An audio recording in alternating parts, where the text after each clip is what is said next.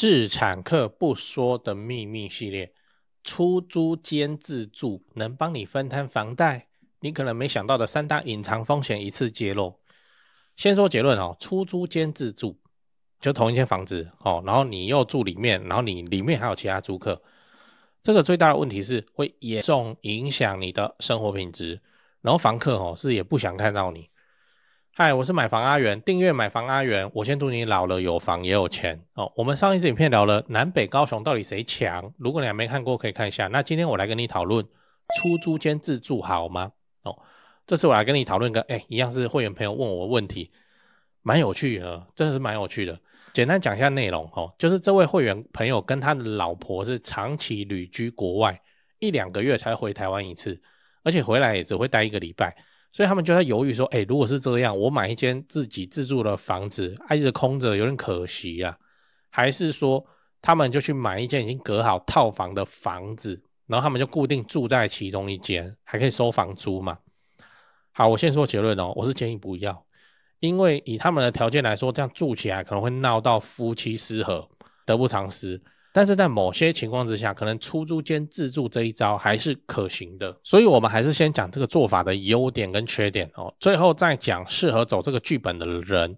先講優點，第一個優點，減少房貸壓力，因為你有分母嘛，對不對？你有租客來幫你負擔這個租金嘛，你月繳的壓力就會變低嘛。哦，而且有些銀行會是怎樣？會是把租金認成收入的哦，對不對？來，第二個優點，不用擔心買不起。你就上車了嘛，所以未來這間房子的漲幅都是你的，也不是租客的，你也不用擔心說什麼太貴買不起之類，你自己就已經上車住在裡面了，你只是很少回來而已。第三個優點，你有地方可以放日用品，因為你有自己的房子啊，所以你可以把一些私人物品直接放在這裡啊，不用像是你去住飯店的時候慌慌張張，我什麼東西有帶，什麼東西沒帶，還有一些家電電器，去飯店總不會帶嘛，我亂講，像氣炸鍋。現在女孩子很喜歡然後我也會開團，那個氣炸鍋真好啊，真他媽好啊，怎麼會有這種東西啊，這麼厲害誰住飯店帶氣炸鍋去？不會嘛，有的沒的，什麼洗碗的東西不會了嘛。好，可是那個是生活所必須啊那再來你要知道出租兼自住的缺點那講完這個做法的優點以後，就來講缺點了來，第一個缺點就是回家打掃房子。你以前如果租過房子，一定有遇過那種房間看起來都好好的，可是聞起來霉味很重，這就是你未來會遇到的狀況。因為台灣的天氣偏濕你的房子只要1-2個月沒有人住，你打開門就會聞到一個房子的味道。你有去看過中古屋，你應該都知道我在講什麼那灰塵什麼的就不要講了那浴室都會傳出那個味道，跟廚房底下都會傳出那個味道，房子的味道。那個味道到底是怎樣那個味道是因為那個馬桶的水乾掉就1-2個月都蒸發嘛，就乾掉，然後它底下糞管就通了，那個氣味就跑出來，是這樣。馬桶都會做存水彎嘛，同理你那個廚房底下也會做那個存水彎，然後它乾掉了後會發生什麼事？那個味道就上來了所以我們一打開中古屋覺得這個房子怎麼會有味道？所以我是很習慣這樣，就是我去看中古或是去尋一些還沒有租出去的房子的時候，反正先進去看就是把那個馬桶都按一按沖個水去補那個水，那同時看那個水有沒有問題嘛，然後把那個水都把它打開讓它流一下，然後再關起來。我的目標是要讓水管裡面有水而已不是說真的在那邊浪費水。那廚房也是一定要開，廚房很容易有味道，我不知道為什麼。廚房就一個水槽，然後底下一根管子，然後就接了這樣還會有味道都有呢你家廚房下櫃打開是不是就是那個廚房水槽的味道？那個味道哪裡來啊？莫名其妙。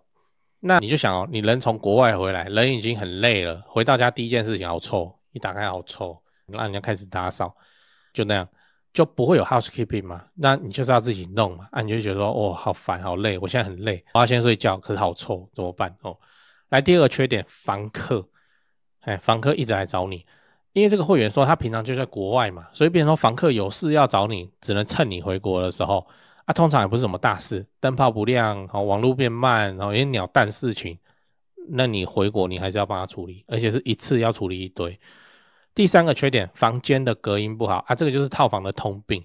現在套房大部分都做輕隔間那輕隔間的問題是什麼？隔音效果很差，然後跟房客的作息一定不一樣，絕對不一樣的。例如說半夜3點跑出門，或是凌晨還在打電動，因為他就上晚班嘛。然後你跟你老婆剛下飛機，想要調個時差，隔壁那邊打電動大呼小叫，他是你的訪客你去敲他門吼他或是什麼，我不是說你怕他我是說你可能會怕他一個惱羞，對不對？然後又怎樣了？然後破壞你的房子還是怎樣不租了？然後問題很多。那這個在新聞上都有看過。我換個方式嘛，你今天是租客，然後有一間正在招租，你去看的時候才知道說要跟房東一起住，你爽不爽？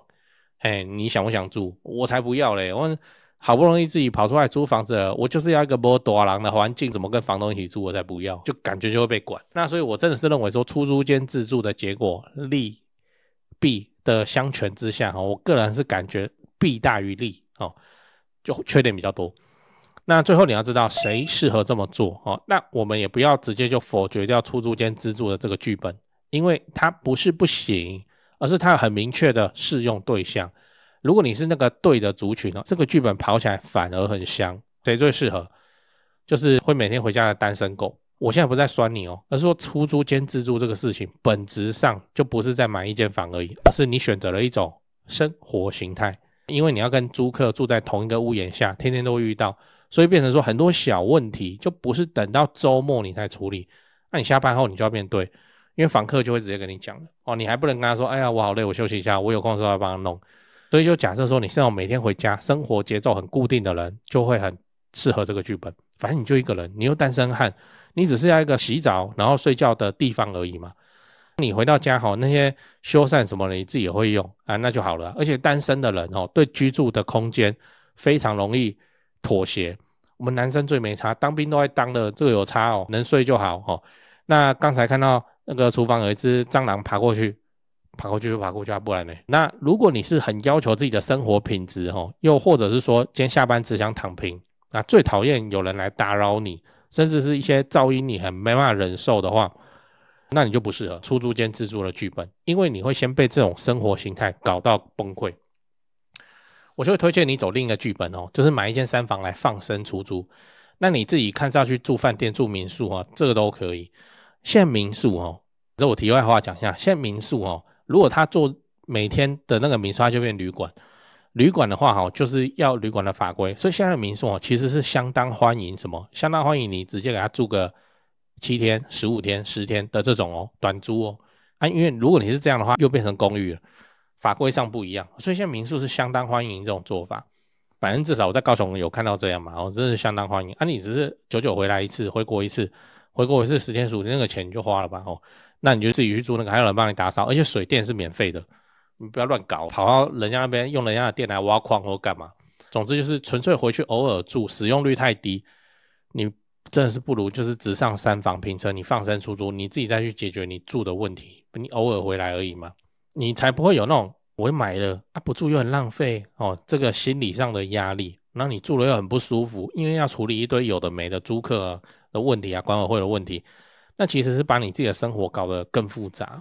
反過來講只要你房子的地點挑得好，那你隨着時間房價上漲，房價是一定會漲的，不用再來跟我說什麼有的沒的不是我死多頭什麼，而是通貨膨脹。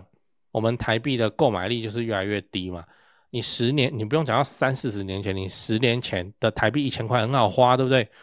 我們以前做學生的時候1000很好花我可以花很久嘞。現在1000我靠，怎麼一下就花完？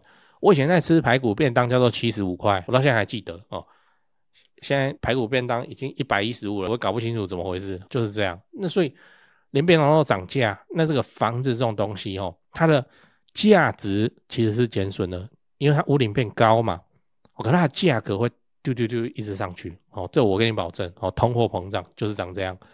好，那這個房價的價格隨着時間上漲，增值的部分可以怎麼樣？我跟你講，完全抵消你住飯店的成本，你就是不要太奢侈就好了嘛那你甚至還能多很多的零用錢，那你不如用房價的增值來買回自己的什麼舒適跟輕鬆，這樣子自產的 CP 值我怎麼想怎麼划算。講完了，整理一下，我們今天講了出租兼自住這個做法，我也先分析了這種做法的優點跟缺點，也講了什麼人適合這種方式。結論就是出租兼自住確實可以降低房貸壓力，幫助你提前上車。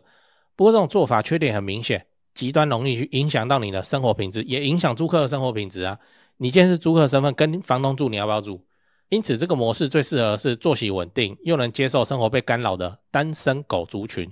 如果你特別重視自己的生活品質，那就不適合這樣子做。最後，我想問你，你認為跟房客一起住很容易遇到什麼狀況？太熟變朋友，不好去漲他房租。B 作息不一樣，還不好生氣。C 房客穿得很性感，跑來找你修水管。對哦，講八卦之前先打個岔。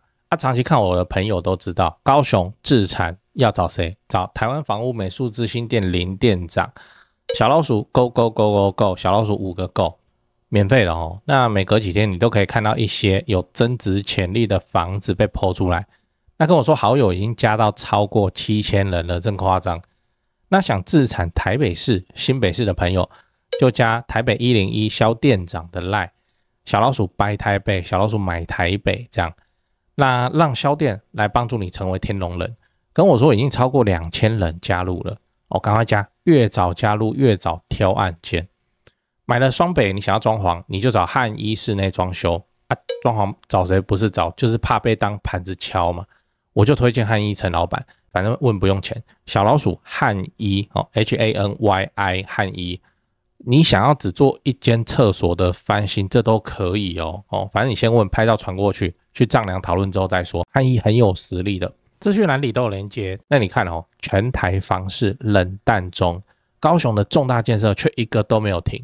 那你不趁現在挑房子，你是要等重大建設落成以後，你去搶貴的，你才高興是嗎？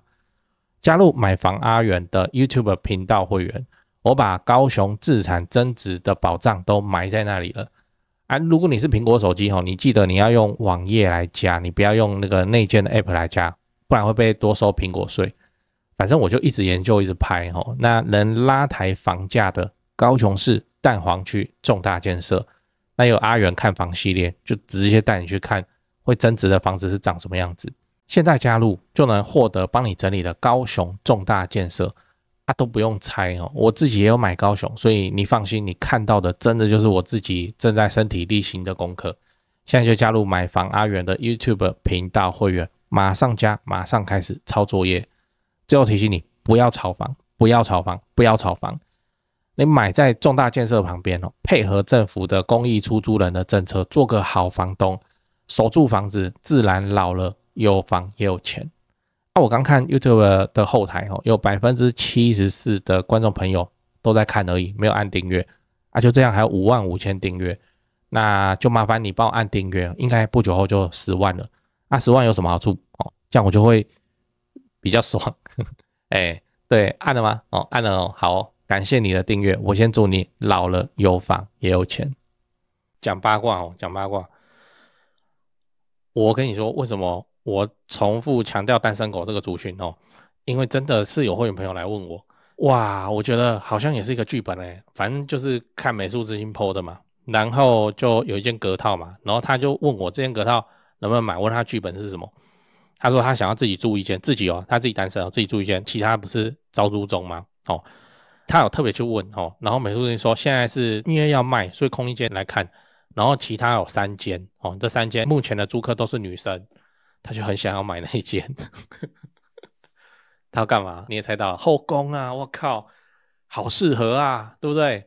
那個如果他給他住進去，我靠，他是他自己的後宮然後他單身，他本來就是要找一個女朋友，那他今天自己是房東，真的是不怕租客打擾，還怕租客不來打擾，因為這樣就沒有互動。我怎麼想一想，我就覺得說，這個好像很特別的劇本啊。然後我說什麼公寓的隔套，這個賣你投報率，這個銀行的鑑價，沒差，他想要找老婆，對。然後也很簡單啊，要是相處的不好，吵架就不續租嘛，然後再換一個租客嘛，換一個租客就要面試嘛，根本就是一個挑老婆，你知道。哎呦，怎麼那麼厲害啊？我都沒有想到還有這種做法。所以我說你要跟房客一起住，可以看你的劇本。那我們前面影片拍的那一位會員他已經結婚了，他有老婆了，他就不能這樣子幹了。那如果你就是一個奔着要組建後宮然後組建老婆的一個，你還可以挑嘞，我靠，那這種情況之下的話你去做這個有什麼問題？沒什麼問題，真的是沒什麼問題。你就看嘛，會不會有的那個租客就覺得說，哎呀，我全部都是女生租客是沒事啊，可是跟房東住，房東是男的，好像一個變態，我不知道，就我也不知道他現在怎麼樣哦，他現在交往了沒有哦？這應該是剛買不久，哇，怎麼講的，好像計劃通哦，這個再講下去，這支影片就限制級了哦。總之就是這樣，這種做法好不好？我覺得不好，可是有沒有適合的族群？有，超適合的哦。他就這樣子哦，他認真經營他的房東事業哦，應該女朋友哦，然後老婆就像順理成章就會起來了，就會起來了，嘿啊哦，所以啊還有這種做法哈，我都沒想到還可以這樣。然後我再說其他的情況哦，跟租客同住很難吶，台灣人的觀念裡哦，就是很難接受啦哦，頂多就是給親戚朋友，什麼什麼南部小孩上來念書，你給他住哦。然後你就過你的日子，就你要飛出國就出國，然後叫幹嘛？叫那個自己親戚怎麼樣？早晚上香，因為家裡會有那個神明桌嘛，你就叫他早晚上香就對了哦，就叫他上香啊，這樣就 OK， 對不對？哦，那個不收租金也 OK， 那人家幫你照顧你的祖先，早晚拜拜就 OK 啊。我們台灣哦，目前的極限最大多數還是租給親戚而已，親戚自己人哦，血脈上還是有關係，早晚上香。然後這也是親戚還不敢亂搞，對不對？哦，看你一個不爽，然後水泥灌馬桶，是不是？就不會這樣。哦，租給親戚而已，我是認為這樣。然後啊，政府其實政策上是有推動的哦，真的有哦。我跟你說，政府很多的那個政策哦，都是立意良善哦，那實際執行起來又會遇到很多有的沒的問題。這就很像你去做問卷調查，每個人跟你講的都好像自己是個好人一樣哦，然後實際上的行為可能都差很多。總之就是這樣，政府推的政策叫做青銀共居哦，青銀共居，青年哦跟銀髮族青銀同居，青銀共居，這個都有人講。台灣目前還有確實正在走的案例有3個，來第一個高雄哦，第二個新北，第3個台北。第二個高雄大同社會住宅哦，它是那個舊警察宿舍改建的哦，1樓有長輩關懷據點。那最成功的案例是什麼？就是長輩跟年輕夫妻青年住在一起。就真的是青銀共居，然後那個青哦，他房租超便宜啊，就是家裡的房間有住一個老人，你就照顧他就對了哦。是你想不想？我先說我不想。如果我是那個青年夫妻的話，我完全不想接受，怎麼還有一個老人，我就要被他念死了，你知道？這麼晚還不睡，哦，什麼都沒有，你管我？我青銀共居，我只會跟那個老人吵架而已哦。但是高雄現在是已經有了，那有些夫妻就是可以接受嘛，便宜的房租。然後我也沒幹嘛，我只是加減照顧那個老人，那老人又不是說長照要我去照顧他，我只是每天早上起來幫他倒個垃圾或者幹嘛，就是一起生活一個老人家，就這樣子而已哦。生活習慣一定不一樣的啊，但是那個老人也不能講什麼哦，對不對？然後第二個是新北三峽北大的社宅哦，他跟什麼民間團隊9樓就寫國字的9樓有合作，他把社宅的房間分租哦，強調像家一樣的一個客廳的共用，這我搞不清楚。還是你有聽說你朋友就是住這個？講一下青銀共居，這不會有摩擦，不會有吵架嗎？然後再來是台北市哦，陽明老人公寓。陽明老人公寓哦，它是文化大學學生入住到老人公寓裡面去，那學生用什麼？用每個月陪伴20個小時來換低廉的房租，那個房租可以低到3000塊，哦，那就行了，對不對？哦，那老人看到這個學生充滿朝氣，好像。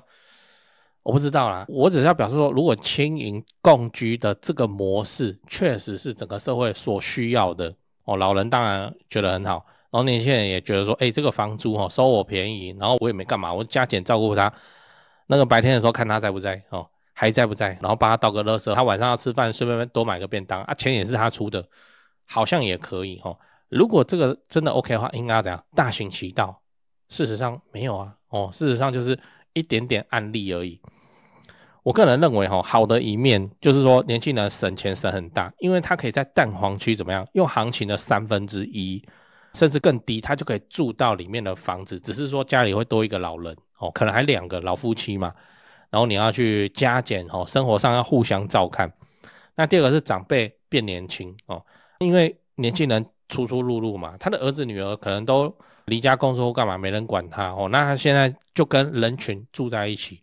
這個人也比較有精神，比較有活力，不會那麼偏激。甚至還有長輩說什麼跟年輕人一起住，我現在都學會用手機訂餐。歐北嘎，你看，然後再來是緊急應變，像是有一個案例是長輩半夜身體不適，然後同住的青年第一時間幫忙叫救護車，發揮了實質照護的功能，這樣就很好嘛，對不對？但是我說真的，我不想當那個年輕人呢。我他媽什麼情況？我只是想要便宜的房租，結果我現在還要負擔你的生死。那你在你的房間然後走得無聲無息，是不是又變成我的錯？這個我不知道。遇到困難很多啦，生活習慣磨合，管理成本高跟隱私的顧慮，生活習慣絕對有問題。像磨合都很客氣，我們年輕人就是喜歡這樣，就熬夜，然後幹嘛打電動追劇，或者幹嘛，都跟老人的生活習慣完全不一樣。然後老人就是很早醒，早醒起來以後，在那邊乒乒乓乓那邊弄東西或幹嘛啊，我們就還在睡，就還在休息嘛，你一定會有摩擦，一定會有問題的。